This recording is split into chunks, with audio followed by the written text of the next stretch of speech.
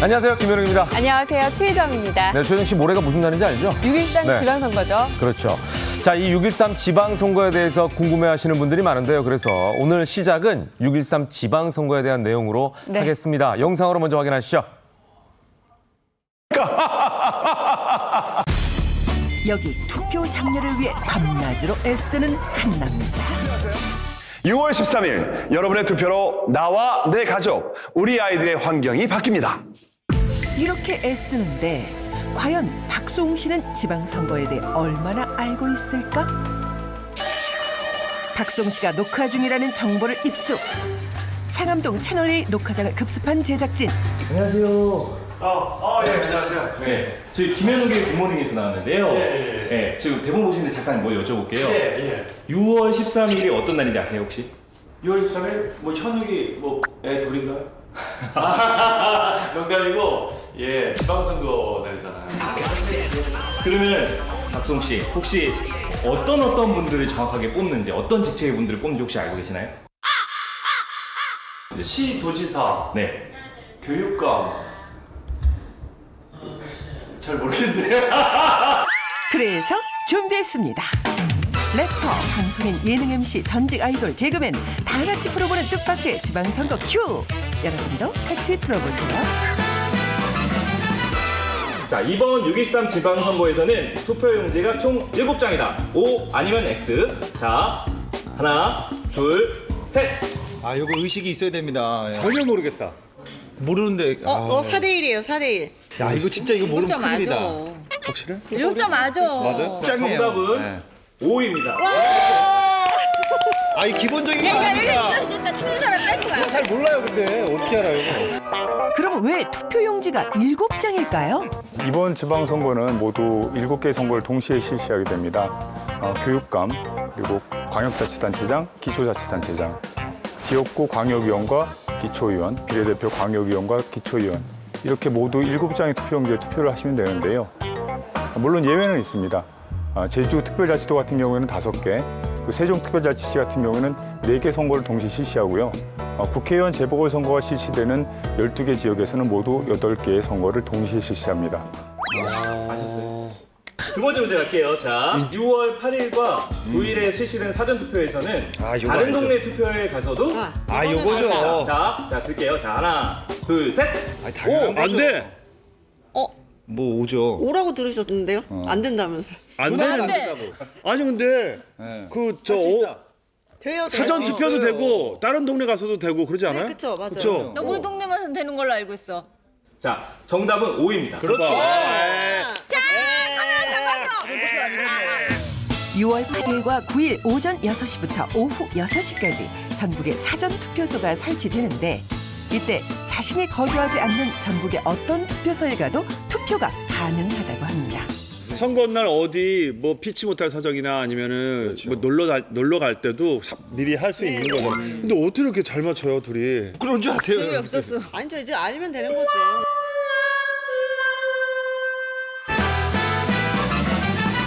손가락으로 1번부터 4번까지 있으니까. 객관식이요? 객관식 강해 나. 네. 객관식으로 여기까지 왔어 내가. 자, 마지막 문제입니다. 자, 다음 중 무효표인 것은? 아, 무효표. 뭐야? 무효표인 것은? 다음 중 아이고 잠깐만 무효표에 잠깐만. 아 이게 덜 찍힌 거. 찍히고. 그다음에 요거 돼. 동그라미가 형, 요거 돼. 요거 거의 돼. 찍힌 거. 요거 돼. 요건 다른 데 뭐야? 찍으려다가 다 무효표인데? 아니 무효표 하나예요 여기서? 아 이거 무효표인 거 하나밖에 없어요. 뭐 생 근데 거니까 이게 상관없어. 이게 가운데 이 표시가 없잖아. 없어. 이게 동그라미만 되네. 자, 갑니다. 들으시죠? 자, 하나, 둘, 셋 하면 손가락으로. 네. 자, 들으시면 됩니다. 자, 하나, 둘, 셋. 2번. 4번이지. 아, 형, 2번은 돼. 4번. 2번. 4번. 4번. 정확해. 4셋 정확합니다. 4번. 4셋 2둘. 4번. 이런 무식이들. 자, 4번. 왜냐면 그 가운데 사람 인자가 없어. 자, 이거. 1번은 표기가 완전하진 않은데 네. 정규의 기표용구를 사용했기 때문에 유효표. 네. 자, 정규 자, 기표. 3번은 다른 후보자란이 잉크로 더럽혀졌지만 그래도 유효. 그렇지. 자, 4번은 안 돼. 한 후보자란에만 3번 기표됐지만 그래도 유효. 와! 이것들아! 나이를 헛먹는 자 아니야? 2번! 손 닦지 마요. 이 나라 국민이면 그러면 이 정도는 알아야지. 저게 안에 그게 없잖아. 사람 인자가 이렇게. 뭐야? 기표 용기를 사용하지 않고 볼펜이나 다른 걸로 그렸기 때문에. 그래. 여기서 잠깐! 이번 문제 정답은 투표소에 직접 가지 않은 거소 투표의 경우 유효표 처리됩니다.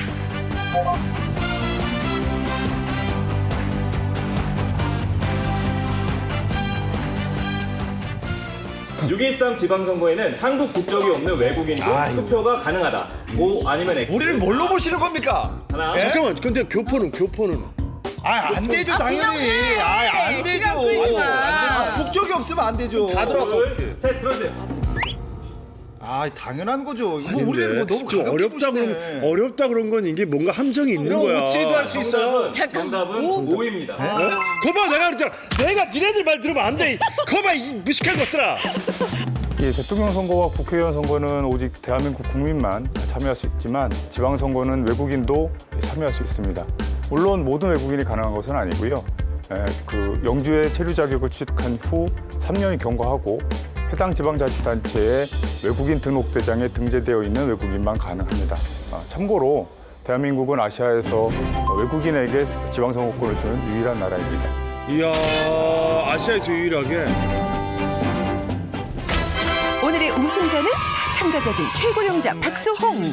명예회복하셨나요?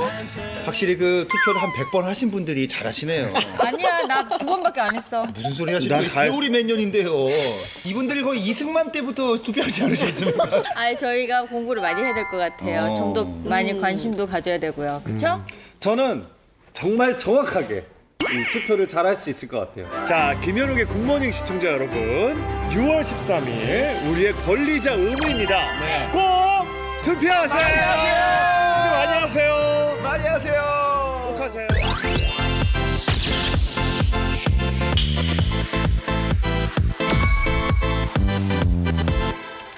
네, 박수홍 씨가 결혼만 못했지 다른 건 다 잘하네요. 그러니까요. 예. 자, 네. 이제 모레 13일이 지방선거 날입니다. 다들 네. 가셔서 투표하시기 바라겠습니다. 네, 이번에는 연예가 가장 핫한 소식을 발빠르게 전해드리는 연예터치 시간입니다. 네, 네. 함께할 두 분 소개해드리겠습니다. 김효성 연예부 기자, 고현준 시사평론가 나와주셨습니다. 안녕하세요, 고현준입니다. 네, 오늘의 첫 번째 소식 시작하도록 하겠습니다.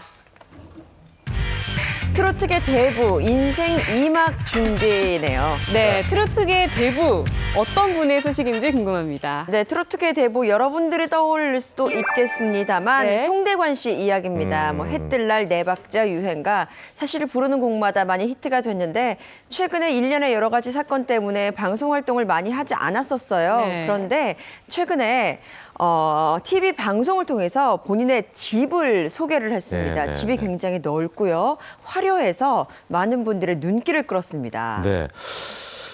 가수 송대관 씨가 한동안 시청자들의 눈에 잘 보이지 않으셨잖아요. 네. 네, 뭐 많은 보도를 통해서 알려졌지만 사기 사건에 휘말렸었죠. 2013년도에 이 사기 혐의를 받으면서 방송계를 떠났었는데 이 사건이 있었던 건 2009년도였고요. 충남 그 보령에 있는 남포라는 지역에 본인 소유의 땅이 있었는데요. 이 땅을 개발하고 분양한다고 사람들로부터 돈을 받았었습니다.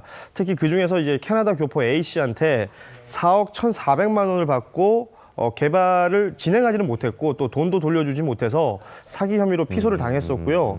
그 외에도 이제 송대관 씨는 그 지인으로부터 1억 원을 돈을 빌린 다음에 갚지 못해서 추가적으로 또 고소를 당한 바가 있었습니다. 이 사건 쭉 그 부동산 관련된 개발 관련해서는 재판부에서 무죄 판결을 받았습니다. 하지만 그 돈이 워낙에 크죠. 160억 원 정도의 빚을 떠안게 되는 상황이 마무리가 됐었습니다. 예, 정말 어마어마한 금액인데 새로 집을 장만했다고 하셨잖아요. 네네. 빚이 어느 정도 그럼 정리가 된 건가요? 사실 빚이 어마어마하죠. 160억 원인데요. 이것을 다 갚은 건 아니고 네. 약 90% 정도 지금은 갚은 상태이다라고 전해집니다. 그리고 집은 100% 개인의 자산이 아니고요. 일단 은행권에 뭐 융자를 끼고 구입을 했다라고 전해지는데 개인 회생 절차를 통해서 집까지 이렇게 구입을 할 수 있었다고 전해져요. 네, 개인 회생에 대해서 좀 자세하게 설명해 주시죠. 그 개인 회생이라는 게 뭐 다양합니다. 뭐 파산 신청도 있고 회생도 있는데 이 회생이라는 건 쉽게 생각하시면 그 빚 때문에 파산 직전에 있는 한 채무자가 돈을 지속적으로 벌 수는 있을 때 3년에서 5년 정도 일정 금액을 변제해 나가면 그 능력을 인정해줘서 나머지 채무 내용들까지 면제해주는 제도인데요. 뭐 연체 없이 꾸준히 일정 금액, 약속한 금액을 갚아 나간다면 송대관 씨처럼 뭐 통장도 만들 수 있고 금융활동을 할 수 있는 것이고요. 말하자면 뭐 융자도 얻을 수가 있는 것이죠. 네. 예, 근데 뭐 아무리 90%를 갚았다고 해도 워낙 금액이 크다 보니까 네. 그 과정도 정말 쉽지 않았을 것 같아요. 네, 그렇습니다. 사실 160억 원의 빚을 지는 것 또한 굉장히 그렇죠. 어려운 쉽지 않죠. 일이라서 보시는 많은 시청자분들이 좀 위화감을 느끼지 않을까라는 네. 걱정도 드는데요. 일단 송대관 씨 경우에는 70억 원 상당의 집이 원래 있었다고 합니다. 때문에 그 집을 팔아서 빚을 갚는 데 다 쓰게 됐고요. 네네. 그리고 지금 송대관 씨가 70이 넘은 나이거든요. 네네. 그런데 하루에 5-6개씩의 행사를 모두 소화했다고 해요. 정말 전국의 모든 곳을 돌아다니면서 정말 빚을 갚기 위해 열심히 일을 했고 또 경비를 줄이기 위해서 특히 식비를 줄이기 위해서 삼각김밥으로 끼니를 때우면서 그렇게 쪽잠을 자면서 4년의 세월을 보냈다라고 전해집니다. 사실 송대관 씨를 더 힘들게 했던 거는 네. 뭐 자살이라든지 사망 관련된 루머들인데요. 지금도 송대관 씨 관련해서 검색을 해보면 포털이나 이런 곳에 연관 검색어로 송대관 사망, 송대관 자살 이런 연관 검색어들이 뜹니다. 이 부분에 대해서 뭐 속상한 정도가 아니라 아예 밥을 못 먹을 정도였다. 끌어올라서 멀쩡히 살아있는 사람을 죽었다고 했다. 뭐 읽어보면 내용도 크게 없는 지지부진한 내용들이 서로 각색이 돼서 나중에는 아무것도 아닌 것처럼 끝을 내는데 왜 그런 짓을 하냐 사람들이 이런 심경을 또 털어놓기도 했었습니다. 네. 예. 워낙 안 보이다 보니까 이제 이런 그렇죠. 루머가 소문과 퍼지지 루머가 않았나. 생기는 거죠. 네, 이런 생각이 드는데 사실 아까 그 70억 상당의 그 집도 어마어마하지 않았겠습니까? 네, 그렇죠. 그런데 최근에 마련한 그 집, 네. 뭐 어떻게 보면 소소하겠지만 그 전에 비해서 네. 그 집도 멋있다는 얘기를 들었어요.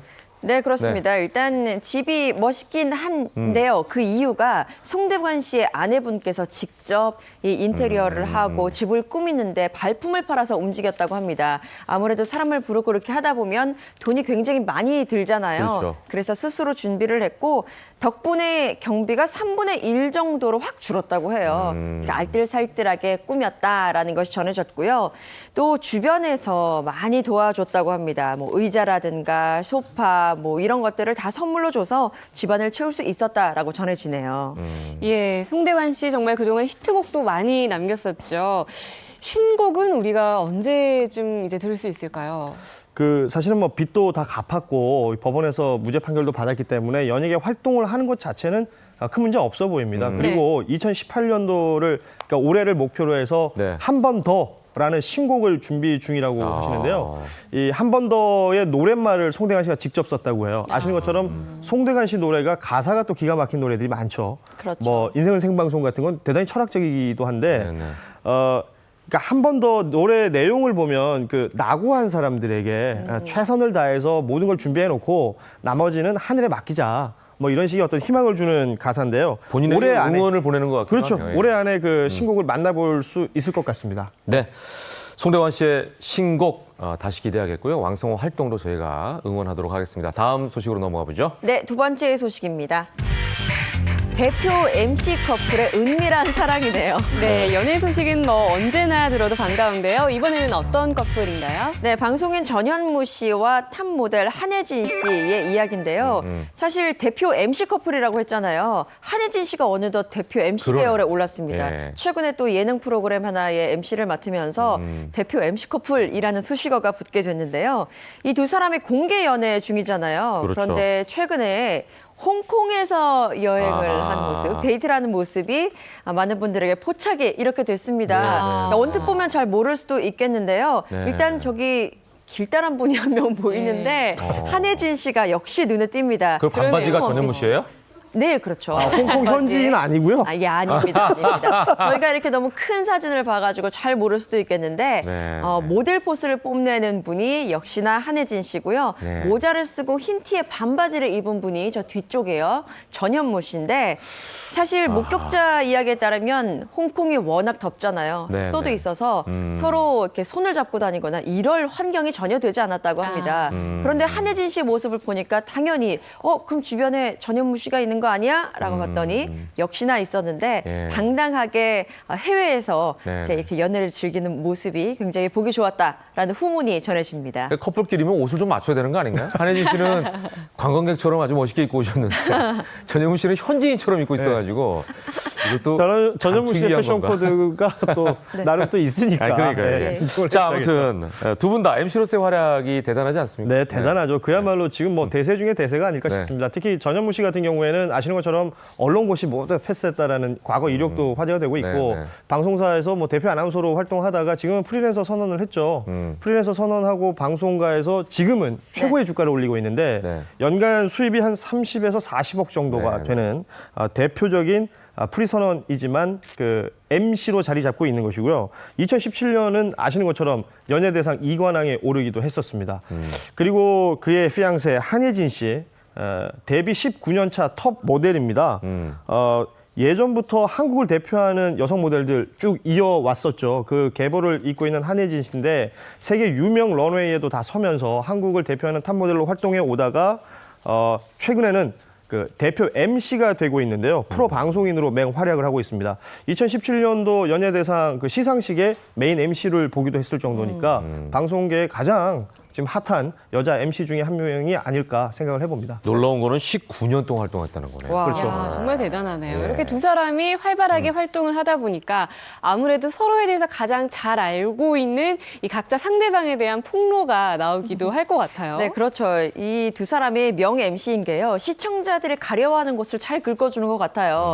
공개 연애를 하다 보니까 두 네. 사람의 진짜 실상이 어떤지 궁금해하잖아요. 방송에서 이런 것들을 많이 이야기를 하는데 특히나 전현무 씨가 한혜진 씨의 다이어트에 대해서 이야기를 해서 또 화제입니다. 네. 한혜진 씨가 직업상 다이어트를 자주 하게 되는데 다이어트를 하면 민감해진다, 예민해진다라는 얘기를 듣고 굉장히 좀 미리 각오를 하고 있었대요. 전현무 씨가. 그런데 이거 웬걸 야식을 시켜 먹더라 라면서 폭로를 하죠. 네, 상대방에 대한 배려가 대단하네요. 전현무 씨 먹으라는 거예요. 그렇죠. 그리고 옆에서 그러면 술도 마시냐라는 어떤 옆에서 거드는 질문에도 네, 네, 네. 술은 기본이다라고 이야기를 하면서 네. 역시나 재미와 함께 폭로를 또 해서 화제가 됐습니다. 전현무 씨는 술을 많이 안 마시거든요. 그렇죠. 잘 못 먹는데. 그러니까 예. 어린 커플들이 아니잖아요. 그러니까 그렇죠. 이제 생활 자체도 굉장히 좀 여유롭고 편안한 것 같은데 두 분이서 뭐 많이는 아니지만 술자리는 종종 갖는 것 같아요. 네. 그러니까 술자리 가지면서 있었던 에피소드들도 많은 것 같은데 술자리가 끝이 나고 세레나데 사랑의 세레나데에 대해서 노래죠. 네. 방송에서 얘기를 하다가 술자리 끝나고 세레나데 불러준 적 있냐고 전현무 씨한테 질문을 했더니 네. 세레나데는 아니고 대리를 불러준 적이 있다고. 네. 이게 진짜 뭔가 생활에서 나오는 얘기들이니까 예. 진짜 그거 더 재밌는 것 같습니다. 네. 예. 자, 뿐만 아니라 전현무 한혜진 커플은 듣는 사람도 흐뭇하게 만드는 연예담들이 또 많이 있지 않습니까? 흐뭇하기도 하고 배도 네. 아프기도 하고 예. 그런 것 같아요. 김효성 씨 입장에서는 그렇겠죠. 예, 아이고 배야. 네. 두 사람의 일상생활에 대해서 이야기를 해주는데요. 일단 그 예능 프로그램 함께하는 거 있잖아요. 거기에 마마무 걸그룹 네네네. 마마무의 화사 씨가 나왔는데 화사 화제였죠. 씨가 네. 화사 씨가 굉장히 메이크업을 진하게 하고 어떤 세게 보이는 메이크업으로 유명하잖아요.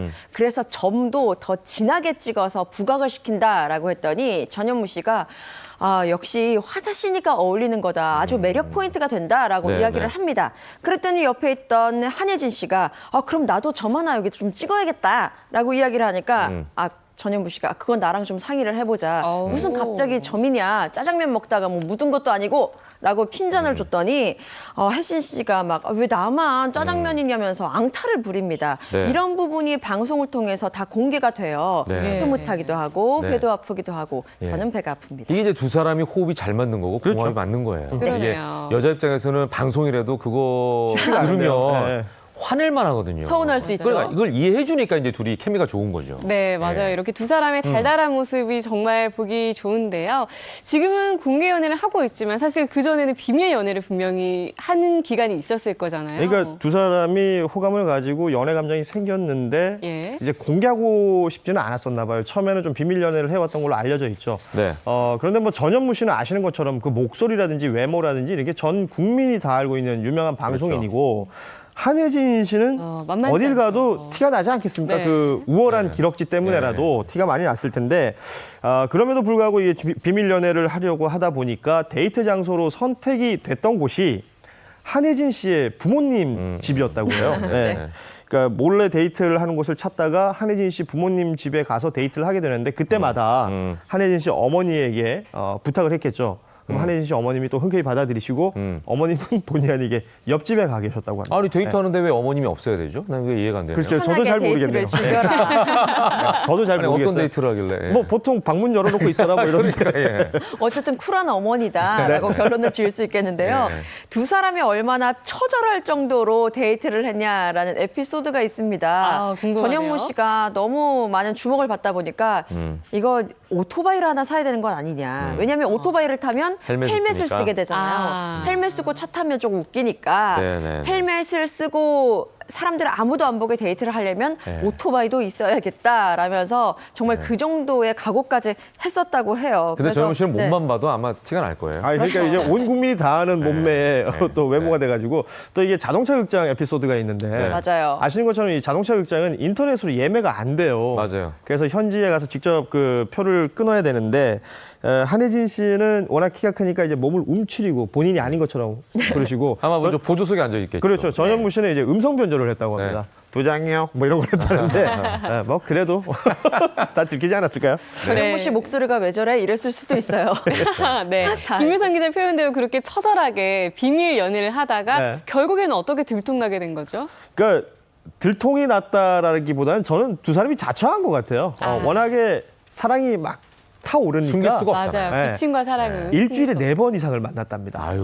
일주일에 4번 만났는데 여기저기 그 표시가 났겠죠. 그러면서 이제 열애 사실이 드러나게 됐는데 목격담이 여기저기서 쏟아져 나오면서 계속해서 의심을 했었는데 열애 사실 부인하다가 둘이 데이트하는 사진이 공개가 됐죠. 네, 그러면서 지난 2월 27일 열애를 인정하게 됐습니다. 네. 네, 두 사람은 이미 각오를 하고 있었다고 해요. 왜냐하면 두 사람이 다닐 때마다 뭔가 특히 한혜진 씨 같은 경우에는 늘 카메라가 있다, 주변에 기자가 있다라는 오히려 것을 불안했을 거예요. 네, 느낄 냄새를 수 있었다고 맡았겠죠, 해요. 뭐 위에서 모든 걸 지켜보는 듯한 느낌이 있다라고 이야기를 했고 이 이야기를 전현무 씨한테 전했을 때는 전현무 씨는 처음에는 그럴 리가 있냐, 그렇게 세상이 우리에게 관심이 있진 않다라고 이야기를 했지만 그렇게 말하고 난 다음 날에 보니까 본인에게도 취재진들이 따라 붙고 있었다는 거죠. 그래서 공포감을 느꼈다라고 이야기한 적이 있습니다. 아니 그 김 기자도 뭐 연예부 전문 기자니까 잘 아실 거 아니에요. 뭔가 냄새가 나면 네. 따라 붙잖아요. 달라붙죠. 그렇죠. 해내기 위해서. 예. 제가 요즘 주시하고 있는 커플도 있습니다. 아 그래요? 굉장히 궁금하네. 네, 다음 연애 터치가 궁금하네요. 저는 본인 연애를 좀 잘했으면 좋겠어요. 예, 저희가 조용히 단독 보도로 하세요. 좀. 예. 자 아무튼 근데 이제 이렇게 공개 연애를 하게 되면 마음이 편하잖아요. 일단. 그러니까 전현무 씨가 방송 특히 기자간담회에서 한번 이 공개 연애 그 장점에 대해서 얘기한 적이 있습니다. 일단은 숨어 다니지 않아도 그럼요. 좋다. 숨어 다니지 않아서 마치 그 죄 지은 사람처럼 막 숨어 다녔었는데 그런 것들이 너무 부담스러웠는데 좋아졌다라는 표현을 했었고 또 하나는 댓글의 호감도가 달라졌다. 이런 답을 했어요. 네. 그러니까 많은 사람들이 그 연애를 응원하고 지지해 주니까 기분이 좋으셨던 것 같아요. 네. 네. 예, 공개 연애 이후에 알콩달콩 여전히 잘 만나고 계신 거죠? 네, 두 사람이 핸드폰에 어떻게 이름을 저장했을까라는 질문이 있었는데요. 왜 한혜진 씨는 굉장히 시크하고 쿨한 여성으로 많이 알려져 있는데 네. 전현무 씨가 보기에는 귀여운 구석도 분명히 있다고 합니다. 그래서 전현무 씨가 한혜진 씨를 겸둥이라고 핸드폰에 저장을 귀염둥이를 했다고. 줄여서. 네, 겸둥이라고 저장했다고 하고요. 또 한혜진 씨는 방송을 통해서 전현무 씨는 나를 늘 웃게 하는 존재다라고 애틋한 마음을 드러냈지만 그래도 약간 닭살스러운 건 싫어하다 보니까 오빠라고만 핸드폰에 저장을 했다고 하네요. 매생이 이런 거 좋은데.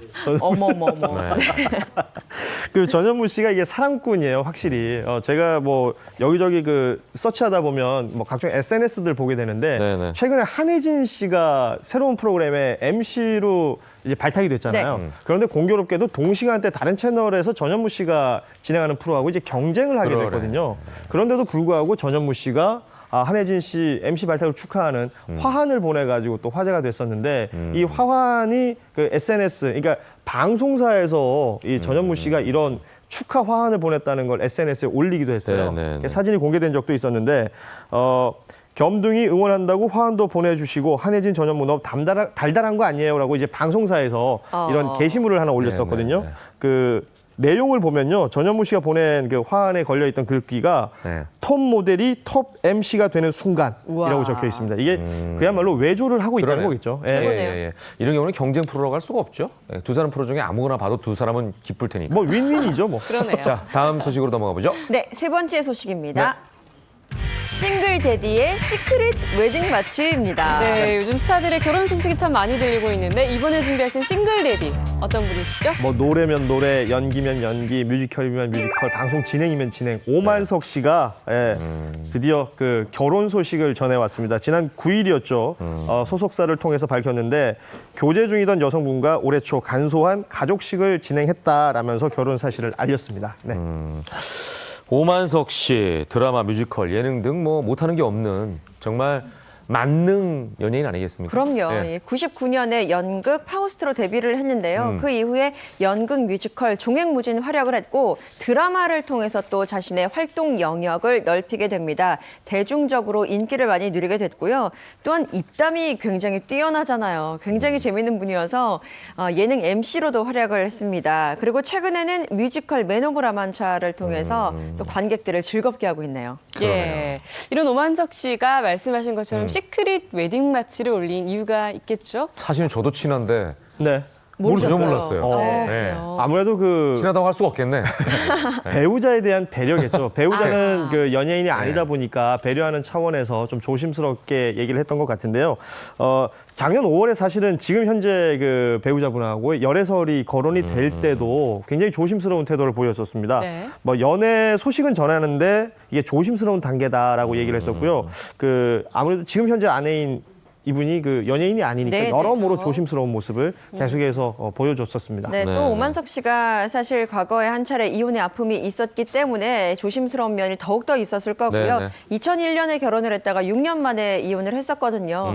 그 이후에 또 이분은 지금 현재 배우자를 만나게 됐는데 네. 물론 솔직하게 연애는 인정했지만 결혼에, 재혼에 너무나도 많은 집중을 받고 있었기 때문에 조금 더 조심스럽게 조용하게 진행하지 않았나 싶습니다. 네. 재혼 결정하게 된 이유가 딸 때문이라고요. 네, 뭐 이혼 사실이나 뭐 이런 거 얘기할 때 조심스러운데 네네. 그 딸이 엄마의 빈자리를 아주 강하게 느끼고 있는 것을 느꼈다고 합니다.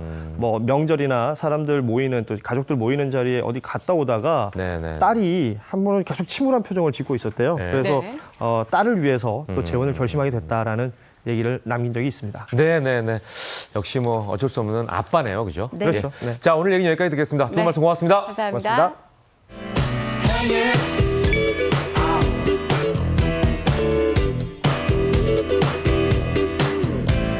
Lady, put on your best dress. Let's put your moves to the test. We're going club hopping.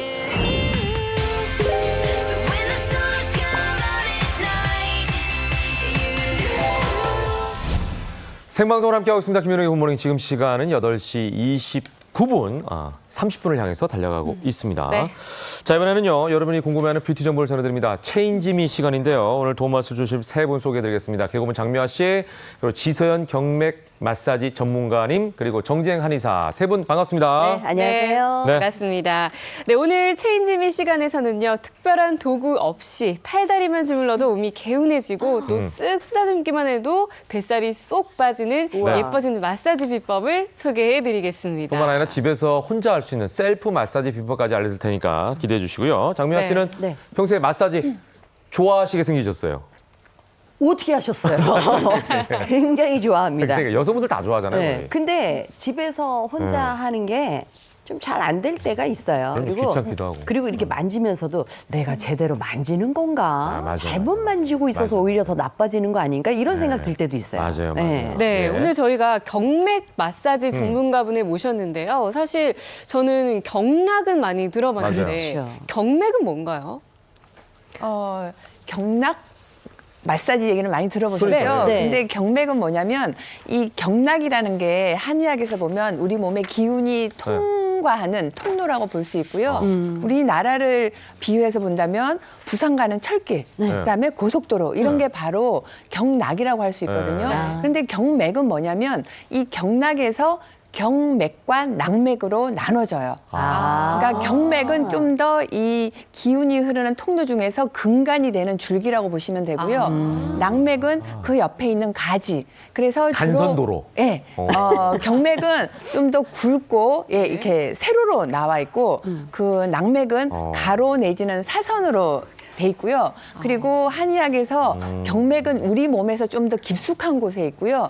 낙맥은 피부 표피에 있다고 보시면 됩니다. 그러네요. 자, 그러면은 경맥 마사지가 우리 몸에는 어떤 효과가 있는지에 대해서 좀 설명해 주시면 좀 이해가 될 것 같습니다. 예, 일단 경맥 마사지를 하시게 되면 우리 몸에 순환을 잘 되게 할 수 있죠. 우리가 피곤하거나 이러면 아무래도 순환이 안 돼서 몸도 뻑적지근하고 뭔가 흐름이 안 좋을 수 있는데 제대로 된 경맥에 있는 혈자리, 경맥 마사지를 잘 해주시면 그 기혈 순환이 원활하게 되고 우리 몸에 이런 기순환, 혈순환 그리고 영양 같은 것들이 골고루 잘 우리 몸에 돌 수 있기 때문에 건강할 수 있는 거죠. 네, 결국에는 우리 몸의 흐름, 그러니까 기혈 순환이 굉장히 중요한 거네요. 한의학에서 그럼요. 가장 중요하게 보는 부분 아니겠어요? 그렇죠. 네. 예, 예.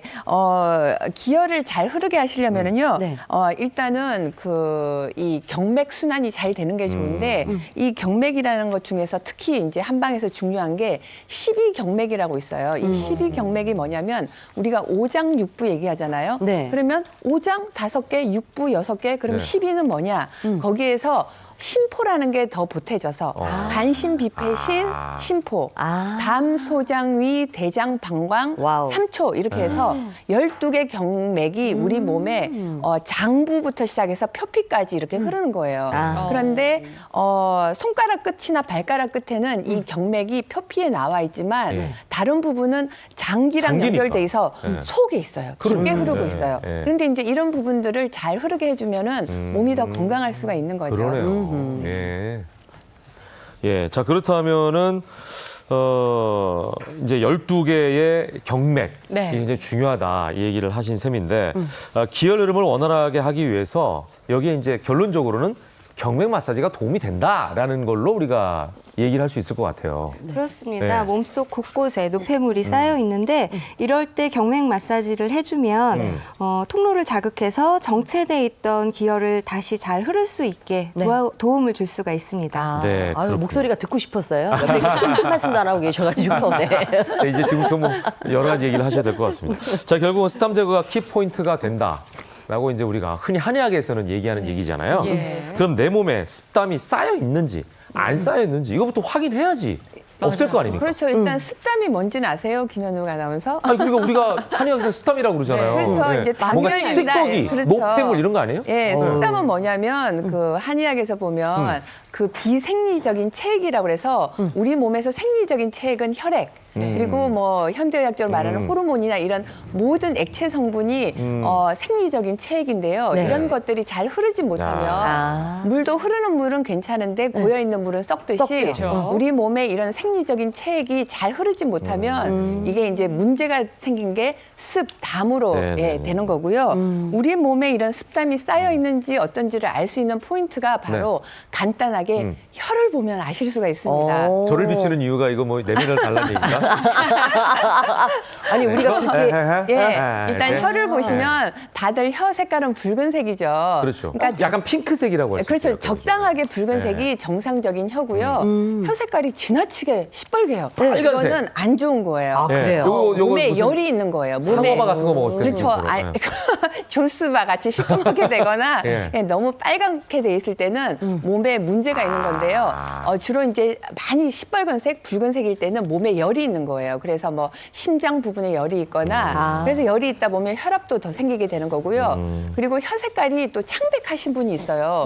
붓지 못하고 조금 연한 분은 한의학적으로 보면 혈허 증상, 빈혈이 있다고 보실 수 있고 그리고 이제 혀 색깔이 푸르거나 좀 보라색이거나 검은 쪽으로 갈 때는 우리 몸이 굉장히 안 좋고 중병이 있는 걸로 보시면 되고 보통 암이나 이런 중병이 있으신 분들 보면 혀 색깔이 보라색, 파란색 하얀색, 검은색 쪽으로 가는 경향이 있습니다. 그렇군요.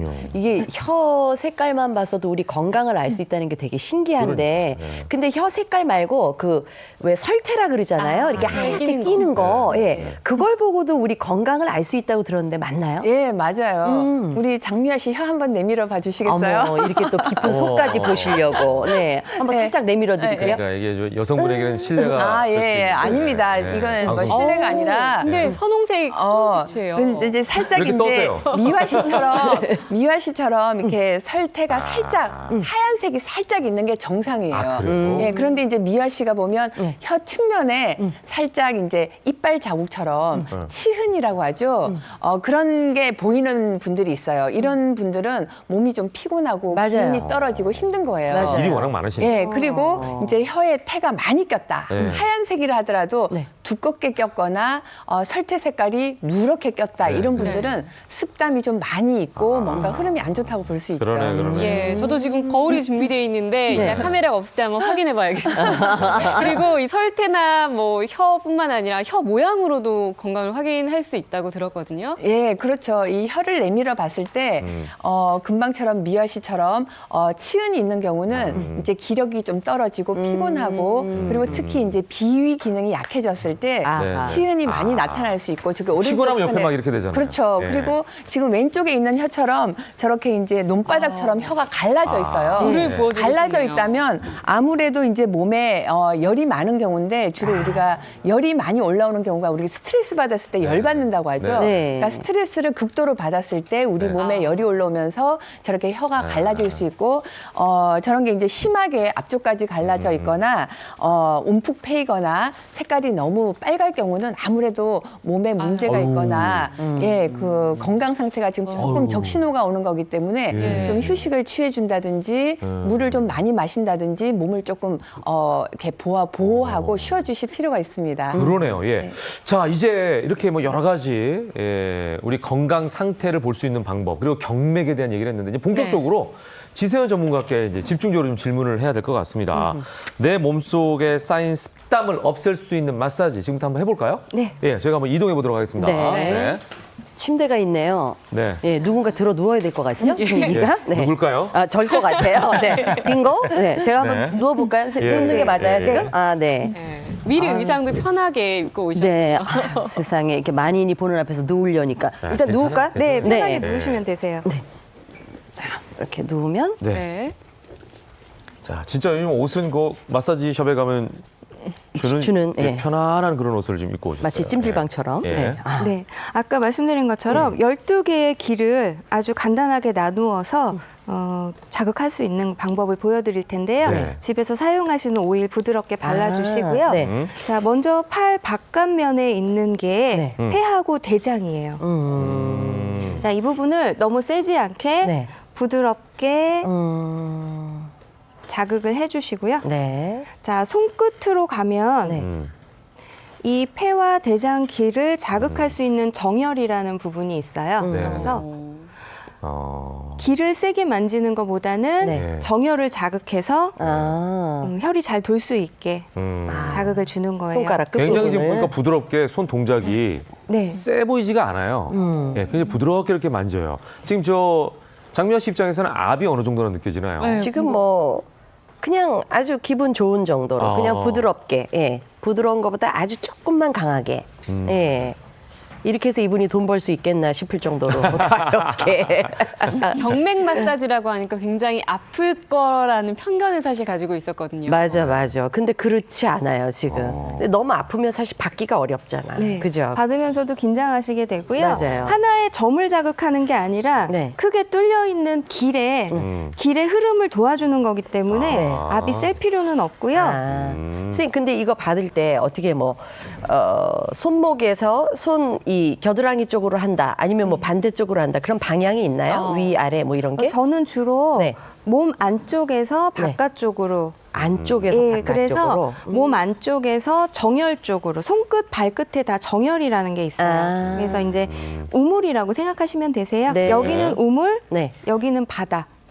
그렇게 생각하시면 우물이 깨끗해야 바닷물도 깨끗하잖아요. 그렇죠. 우물부터 더러워지면 네. 바닷물까지 깨끗한 물이 갈 수 없기 때문에 우물에 자극을 주어서 바다까지 그냥 뻥 뚫린 길을 갈 수 있게. 뭐 장미화 씨는 정말 뭐 출연료 받으시고 마사지 받으시고. 그래서 제가 한다 그랬어요, 그러니까, 사실. 예. 네. 아니 근데 이게 정혈이라는 게 뭐예요? 정혈이라는 게 이 정자가 우물 정자입니다. 제가 아까 경맥이라는 게 우리 몸속 깊숙이 흐른다고 말씀을 드렸고 맞아요. 장기부터 시작해서 표피로 이렇게 나오거든요. 그러니까 그 나오는 자리가 바로 정혈이에요. 우물정. 우물은 보면 물이 퐁퐁퐁퐁 샘솟는 곳이고 우리가 그 물길을 우물은 보면 알지만 물길은 땅속에 있어서 모르듯이 그렇죠. 우리 몸에서 바로 정혈은 이 기가 퐁퐁 샘솟는 곳이고요. 그게 주로 손끝과 발끝에 있습니다. 그렇군요. 자, 지금 이제 손은 다 하셨어요. 팔은. 네. 지금 다리로 내려갔습니다. 네. 예. 다리는 뭐 얘도 그냥 종아리 앞쪽을 지금 만지고 계시는데 네. 좀 설명을 좀 해주세요. 그러니까 처음에는 팔, 그다음에 팔은 다리 이렇게 이제 가나요? 폐와 대장 그리고 심장과 소장 그렇게 만져드린 거고 지금 만지는 곳은 비장과 위장이에요. 그래서 소화가 안 되시거나 배가 좀 더부룩하실 때 자극하면 좋은 혈이기도 하세요. 제가 한 가지 덧붙이면은요. 지금 이 마사지 하는 게 그 경락이 양경락과 음경락이 있어요. 근데 지금 폐, 대장, 뭐 소장 이런 말씀을 하셨는데 이 양경락은 뭐 여러분들이 뭐 어려워서 모르시니까 쉽게 말하자면 우리 몸의 등 쪽과 팔의 바깥 부분은 양경락이 흘러요. 그리고 우리 겨드랑이 쪽이나 이런 속살 쪽으로는 음경락이 흐르는데 이 경락이 흐르는 그 방향이 위에서 아래로 흘러요. 위에서. 그래서 음경락은 겨드랑이에서 겉으로. 그러니까 이 팔 안쪽은 밑에서 위로 해주는 게 좋고요. 이 바깥쪽은 손끝에서 이렇게 내려오면서 해주는 게 좋고 다리 역시 엉덩이 뒤쪽이나 이 허벅지 바깥쪽 양경락은 위에서 아래로 해주시는 게 좋고요. 이 허벅지 안쪽이나 종아리 안쪽은 밑에서 위로 하는 게 이 경혈, 경맥의 흐름이 훨씬 더 좋아질 수 있습니다. 방향이 있네요. 네. 그렇죠. 자, 마찬가지 다리도 있듯이. 쭉 위에서부터 하신 다음에 발가락 끝쪽을. 발가락 주변을. 발가락이 포인트예요. 발가락. 마지막에 근데 마무리네, 거기가. 굉장히 지금 오른쪽은 받고 왼쪽은 안 받았잖아요. 차이가 나요? 예, 차이가 나요. 오른쪽은 제 다리가 있는 것 같고 왼쪽은 아무것도 안 느껴져요, 지금. 굉장히 그거 한번 눌러주는 게 상당히 자극이 되고 굉장히 좋은데요. 네, 왜냐하면 바로 그 손끝, 발끝에 있는 혈이 정혈이라고 해서 피부 표면에 이제 나와 있고 눌렀을 때 자극이 굉장히 많이 오는 거예요. 그래서 실제로 한의학에서는 사람이 기절했을 때 이 정혈에다 침을 놓으면 깨어날 정도로 굉장히 자극이 센 곳이기 때문에 그냥 발톱 양옆, 손톱 양옆을 좀 이렇게 눌러주시면 이 정혈이 자극이 되기 때문에 예, 뭐 정신이 번쩍 들고 기의 흐름이 좋아지실 수가 있습니다. 지금 오른쪽 다리만 정신이 번쩍 들었어요. 지금 이제 왼쪽은 들려고 하고 있고. 그럼 우리가 평소엔 잘 모르지만 이 손톱이나 발톱 옆을 만져주는 것만 해도 굉장히 좋겠네요. 그렇죠. 예, 피곤하실 때 만져주시면 예, 기운이 좀 더 잘 돌아갈 수 있습니다. 네, 지금 저희가 경맥 마사지를 보여드리고 있는데 이 경맥 마사지만으로도 뱃살까지 줄어드는 효과를 볼 수도 있다고 하더라고요. 예, 맞습니다. 주로 이제 그 중년이 되시면 그리고 음주 많이 하시는 분들 또 배가 나와서 복부 비만 때문에 예, 고민하시는 분들 많죠. 이 복부에는 우리 혈 중에서 소화기계, 비와 위의 경락이 제일 중심으로 많이 흐르고 있거든요. 그래서 이 비위의 비경락, 위경락의 흐름이 좋지 않으면 아무래도 배가 좀 더 예, 나오기 쉽기 때문에 이쪽 경락의 흐름을 좋게 해주시면 예, 복부 비만을 치료하는 데도 도움이 되실 수 있습니다. 배도 뭔가 쌓여 있으니까 나오는 거 아니겠죠? 자, 우리 지서연 전문가께 좀 여쭤보겠습니다. 지금 이제 팔하고 다리하고 이렇게 이제 두 쪽만 원래 하는 건가요? 두 쪽. 양쪽. 그럼 순서를 다시 한번 집에서 할 수 있게 좀 짚어주세요. 어떻게 하는지. 자, 팔 바깥쪽. 팔 바깥면을 부드럽게 이거 이제 집에서 자극하시고 본인은 못하지만 남편이나 아내가 이제 서로 도와주시면 본인이 할 수도 있죠. 셀프로 하셔도 돼요. 셀프로. 이렇게. 제가 지금 받아 보니까 이렇게 할 수 있겠는데 혼자서 이렇게 셀프로 하시고 둥글게 말아주면서 손끝을 자극해 주시고요. 자, 팔 안쪽도 셀프로 하시고 혀를 자극해 주시고요. 이게 헷갈리시면 굳이 길을 찾으려고 하지 마시고요. 그냥 전체적으로 부드럽게 쓰다듬은 후에 손끝, 발끝 자극만 잘 해주셔도 효과는 있습니다. 그러니까 팔은 똑같은 방식으로 하고 네. 또 다리도 똑같은 방식으로. 다리도 마찬가지로. 마찬가지로 자, 본인이 앞쪽, 예. 바깥쪽, 안쪽을 하시고 모든 발가락의 양옆을 자극해 주시면 똑같은 효과를 보실 수가 앞쪽, 있습니다. 바깥쪽, 안쪽. 네. 이렇게 다리 삼목을 3면을 나눠서. 다 하신다고. 그리고 제일 네. 중요한 게 정열이 있는 손끝, 발끝을 꼭 자극해줘라. 네. 이 부분 기억하면 좋을 것 같네요. 예, 네. 그리고 제가 앞서서 간단하게 쓰다듬기만 해도 예뻐지는 마사지 노하우가 있다고 여러분께 말씀드렸는데 지금부터 소개를 해주시죠. 아, 누워서. 네. 최혜정 씨 웬만하면 다리 좀 이거 바지 좀 네. 내려주실래요? 네. 예. 자, 간단하게 집에 있는 도구를 이용해서 네. 목 뒤 그리고 많이 뭉쳐있는 후두근과 승모근을 푸는 방법을 네. 알려드리겠는데요. 자, 후두근하고 승모근을 푼다고 하면 네. 굉장히 센 압으로 힘들게 하는 거 생각을 하실 텐데 네. 그러지 마시고요. 네. 가볍게 누워서 내 머리의 무게로 푸는 방법을 알려드릴게요. 나 지금 겁먹었어요. 몽둥이 들고 계셔가지고. 네. 아니, 홍두깨죠, 홍두깨.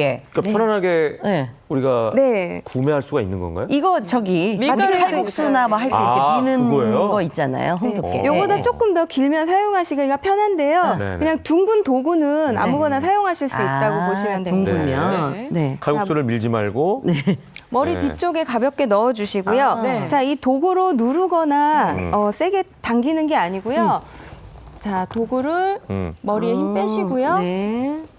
자, 요 목선까지만 가지고 가세요. 아주 부드럽게. 돌리면서 이렇게. 오, 좋은데요? 오. 자, 그러면 내가 압을 가하지 않아도 내 머리, 사람 머리가 좀 무겁잖아요. 네네. 내 머리 무게로 머리 뒤쪽에 있는 근육을 풀 수가 있고요. 자연스럽네요.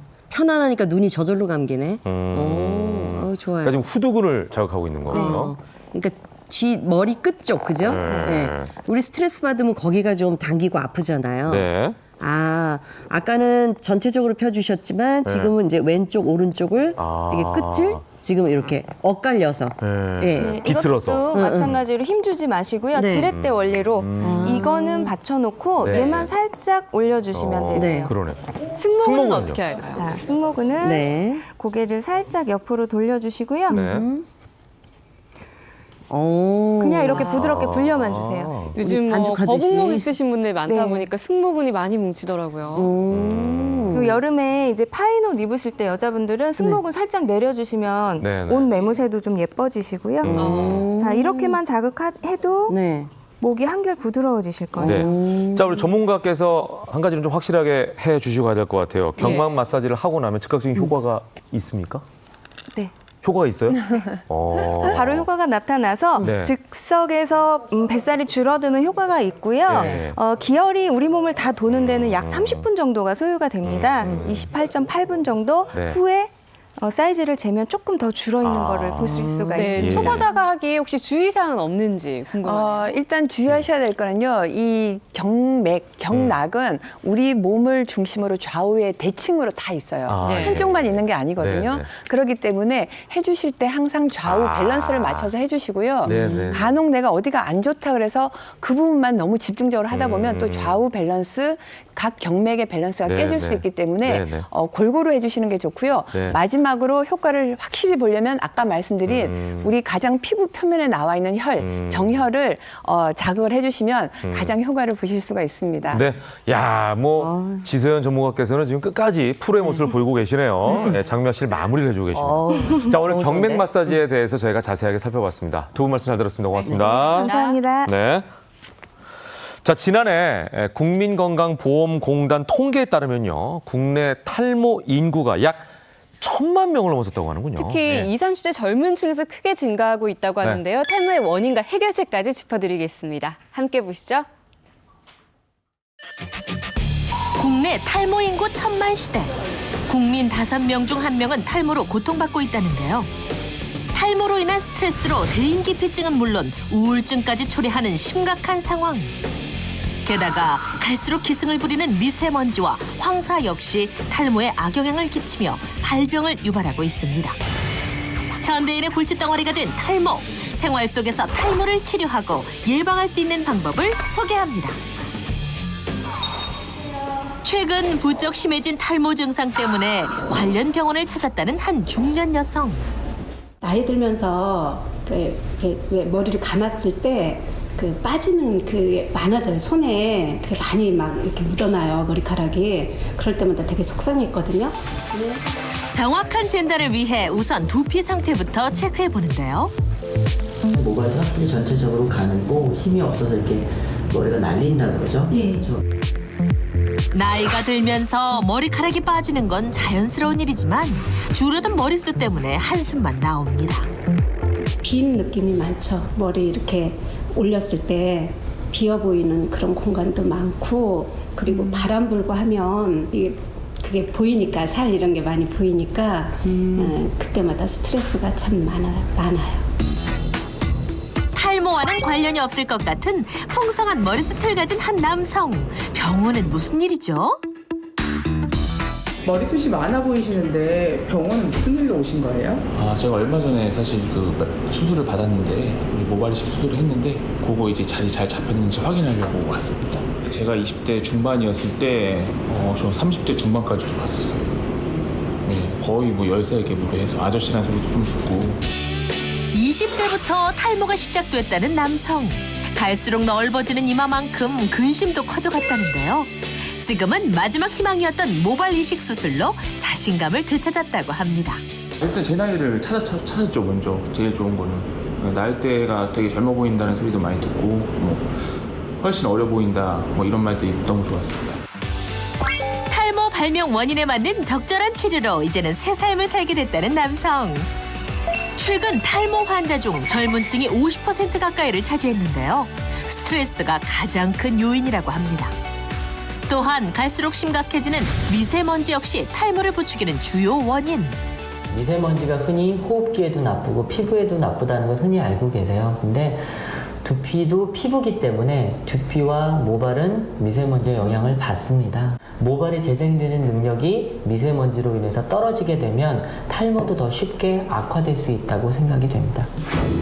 미세먼지 때문에 스트레스가 이만저만이 아니라는 한 가정을 찾아가 봤습니다. 청소가 한창인데요. 그런데 청소를 하다 말고 분무기에 무언가를 넣는데요. 이건 뭐예요? 물이랑 식초랑 1:1 비율로 섞어서 분무기로 뿌려서 청소를 하면 공기 중에 있는 미세먼지가 떨어진다고 얘기를 들어서 그렇게 하고 있어요. 식초가 공기 중에 미세먼지를 살균해주는 효과가 있다고 합니다. 뉴스에서 미세먼지가 탈모에 악영향을 끼친다는 걸 봤어요. 그래서 이렇게라도 청소를 열심히 하면 좀 나을까 해서 하고 있어요. 출산 후 산후 탈모 증상이 심했다는 여성. 육아 때문에 두피 관리 받는 건 꿈도 못 꿨다고 하는데요. 할 수 있는 건 청소뿐. 바닥은 깨끗해졌지만 정작 두피에선 머리카락이 우수수 빠지는데요. 청소가 탈모의 해결책은 아닌가 봅니다. 나갔다 오고 나면은 머리카락이 많이 빠지고 두피가 되게 따갑더라고요. 자외선이랑 미세먼지가 심해서 그런 건지 매일매일 좀 더 심해지는 것 같아요. 그래서 지금 두피 상태가 어떤지 좀 많이 궁금하더라고요. 두피 진단을 처음 받아보는 사례자. 과연 그녀의 두피는 어떤 상태일까요? 여기 약간의 탈모가 있어요. 원형 탈모가. 이거 모르셨죠? 네. 있는 거 모르셨죠? 이거 만져서는 몰라요. 심각한 탈모는 아니지만 군데군데 원형 탈모가 있으며 두피에 각질과 염증이 있는 상태. 앞으로 좀 더 좋아지기 위해 미리미리 예방할 수 있는 관리가 필요하다고 하네요. 오랜만에 호사를 누려봅니다. 진정되는 느낌이 많이 들어서 정말 좋은 것 같아요. 미세먼지 심한 날 두피관리법 대공개. 무엇보다 청결이 필수. 침고류는 자주 세탁해주고 세탁 시 물 온도는 60도로 맞춰야 살균 효과가 있습니다. 아침보단 밤에 머리를 감는 것이 좋은데요. 가벼운 빗질로 모발의 노폐물 1차 제거해주고요. 샴푸를 덜어 손에서 거품을 낸 후 손톱이 아닌 손가락 끝을 사용해 두피를 마사지하듯 씻어줍니다. 잔여물이 남지 않게 꼼꼼하게 헹궈낸 후 차가운 바람을 이용해 두피부터 바싹 말려줍니다. 두피 관리 어렵지 않죠? 편하게 하실 수 있는 거는 생활 습관 중에서 가장 중요한 건 제가 느끼기엔 물이에요. 물을 더 자주 꼼꼼히 드셔야 돼요. 하루 필요한 섭취량, 보통 성인분이 1에서 1.5리터 정도는 필요하다고 말을 하니까 그 정도 양은 나눠서라도 꾸준히 드시는 게 좋고요. 탈모 예방은 기본부터. 생활 속에서 가장 기본적인 두피 관리 실천을 통해 지긋지긋한 탈모로부터 벗어나 보는 건 어떨까요? 네, 우리나라 인구가 5천만이 좀 넘는데 1,000만 네. 명이 탈모에 대한 고민이 있다고 하면 이거 이야, 엄청난 거네요. 이 그러니까요. 모발 관리 좀 잘하겠다는 생각이 듭니다. 네. 자, 생방송을 함께하고 있습니다. 김현우 굿모닝. 저희가 오늘 시작을 6.13 지방선거에 대한 얘기로 하지 않았습니까? 네, 그렇습니다. 최근 모든 국민들이 투표에 참여할 수 있도록 독려하기 위한 이색 홍보가 펼쳐지고 네. 있다고 합니다. 화면으로 확인해 보시죠. 벌써 코앞으로 다가온 6.13 지방선거. 지방선거를 위한 본격 투표 자극 영상. 일단 시민들에게 물었습니다. 여러분들의 동네가 어떻게럼 바뀌었으면 좋겠어요? 요즘 취업하기 힘든데 모두들 취업 잘 되게 해주셨으면 좋겠습니다. 좀 이렇게 너무 복잡한 그런 출퇴근이 안 될 수 있도록 좀 그걸 바라는 거죠, 뭐. 그리고 교육 정책이 조금 더 많이 바뀌어서 조금 아이들이 다양한 기회를 접할 수 있는 그런 교육 시스템이 만들어졌으면 좋겠어요. 녹지 공간과 운동할 수 있는 여가를 즐기게 수 있는 그런 공간을 많이 마련해 주는 게 좋을 것 같습니다. 저희 동네가 아무래도 진짜 밤에 되면 여기 다니는 게 무섭거든요. 많이 깜깜하고 골목도 많아서 좀 더 이제 순찰을 도시는 분들이나 이런 분들이 조금 더 많아서 좀 이렇게 활발한 동네가 됐으면 좋겠습니다. 우리 동네가 좋아지기 위해서 중요한 건 뭐다? 투표 안 하고 어디 가니? 투표를 안 가고 여기 왔어요. 투표도 같이 하라고. 바로 투표다 이 말씀. 전국에선 투표율을 높이기 위한 이색 캠페인이 한창이라는데 기표 모양 쿠키에 따뜻한 투표 라떼 한 잔. 장 보면서도 투표 생각. 그리고 길 건너면서도 투표 생각. 릉 뒷변 오토바이 부대는 물론 아주머니들도 선거 참여 캠페인에 동참했어. 방방곡곡 펼쳐지고 있는 이색 투표 참여 캠페인. 그 중에서도 제일인 곳은 어디? 달려라 달려! 은밀한 첩보로 입수해 달려간 곳은 바로바로 대전광역시. 뭐 딱 보기엔 그닥. 일단 간단하게 빵이라도 먹고 찾아볼까?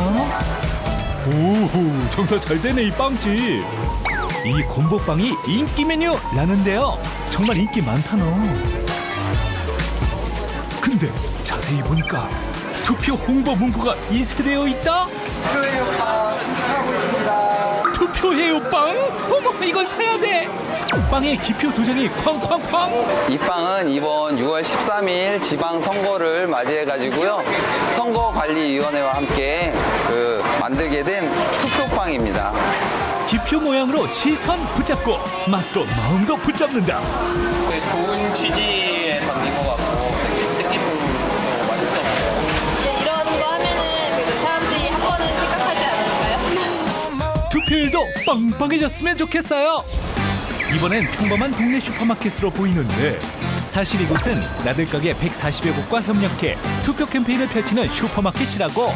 일단 앞치마부터 범상치 않고 가게 곳곳에 지방선거 홍보물이 배치되어 있어요. 이거 하나 붙이고 가세요. 원하는 곳에 하나 붙이세요. 이것이 바로 내 손으로 만드는 우리 동네 공약. 시민들이 원하는 공약을 후보자들에게 전달하기 위해 나들가게 곳곳에 배치했다. 비장한 표정에 그녀의 선택은 공공의료 서비스 확대. 그 바람 꼭 이루어지시길 바래요. 아직도 보여줄 게 남았어요. 이거 보세요. 어머 이건 뭐예요? 이거 대전 소주에는 이렇게 투표 홍보물이 붙어 있습니다. 구석구석 대단하네요. 이게 끝이 아닙니다 여러분. 이 버스 정류장엔 아주 특별한 버스가 온다는데요. 아무리 기다려도 그 특별한 버스는 오지 않고 초조하다. 그런데 그때 선관위 마스코트 알리와 함께 6.13 해피버스 등장이요. 버스 구석구석 깨알같이 게재된 선거 정보들. 자, 6.13 버스 힘차게 출발! 6월 13일이 선거일이다 보니까 그걸 사람들이 많이 물어보고 하시더라고요. 요즘 선거에 조금 더 홍보가 되는 것 같아요. 동네를 누비며 지방선거를 홍보한다. 아니, 너무 귀엽고 모르는 걸 이렇게 붙여놨기 때문에 저희가 읽어보면 그것도 느낄 수 있고. 버스마다 다 붙어 있으니까요. 6월 13일 선거라는 걸 갖다가 여기저기서 그러니까 알기 쉽게 잘 해놓으신 거지. 선거 당일엔 6.13 해피버스가 교통이 불편한 곳을 순회하며 투표 참여 편의를 제공할 계획이라고. 이런 노력이면 시민분들도 투표해 주실 거죠? 네, 당연히 투표해야죠. 예, 6월 13일 날 안 한다는 친구들도 데려가서 같이 하겠습니다. 아, 물론 해야죠. 네, 해야죠. 네. 다른 친구들한테도 다 말해서 투표 같이 하러 가겠습니다. 6.13 지방선거 꼭 합시다. 아름다운 선거, 행복한 우리 동네 꼭 투표하세요.